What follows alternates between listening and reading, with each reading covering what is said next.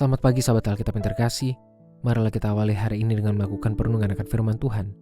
Bacaan Alkitab kita pada hari ini berasal dari Galatia 4 ayat 21-27. Katakanlah kepadaku, hai kamu yang mau hidup di bawah hukum Taurat. Tidakkah kamu mendengarkan hukum Taurat?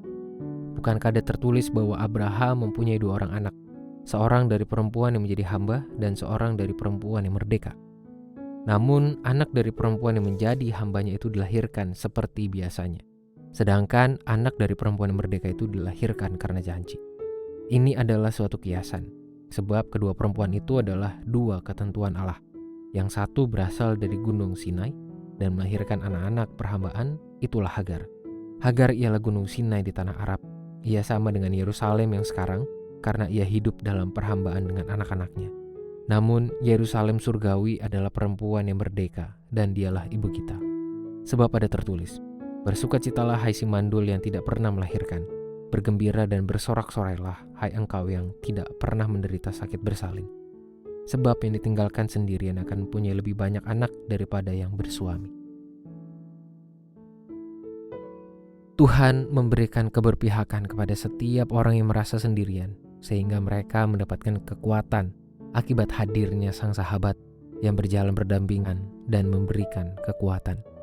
Tuhan tidak membiarkannya bergumul sendirian, namun menghadirkan dirinya sebagai rekan untuk berjalan dalam persahabatan. Sosok Sarah yang dianggap sendiri dan sepi dalam kemandulan justru diubahkan penuh berkat oleh Tuhan.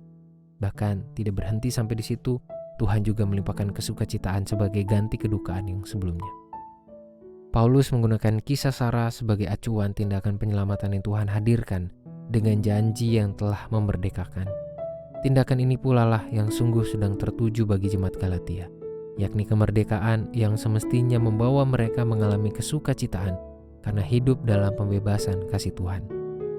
Melalui cerita ini, Paulus juga menunjukkan bahwa pembebasan dan kasih dari Tuhan yang telah dialami oleh Sarah merupakan hasil dari inisiatif gerakan kasih Tuhan yang telah berdasarkan janji kepada Abraham dan Sarah itu sendiri, bukan berdasarkan pemenuhan tindakan-tindakan seremonial.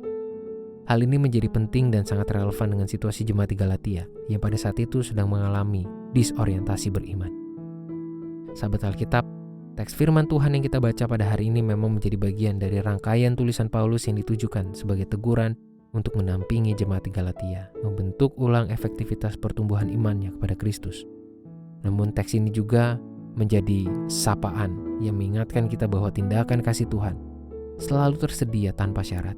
Kita tidak perlu mengkhawatirkan akan jalannya hari depan, apalagi membiarkan diri tenggelam dalam kecemasan dan ketakutan. Kita juga tidak semestinya menjalani kehidupan beriman berlandaskan takut ditinggalkan Tuhan jika tidak melakukan tindakan-tindakan yang justru berhenti sekedar formalisme belaka.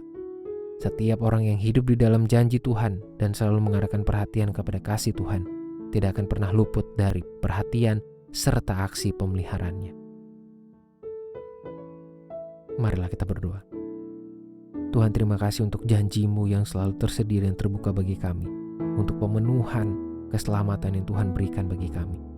Tolong kami Tuhan untuk selalu setia dan selalu mengarahkan iman kami hanya kepadamu. Biarlah kehidupan kami boleh terus bermakna.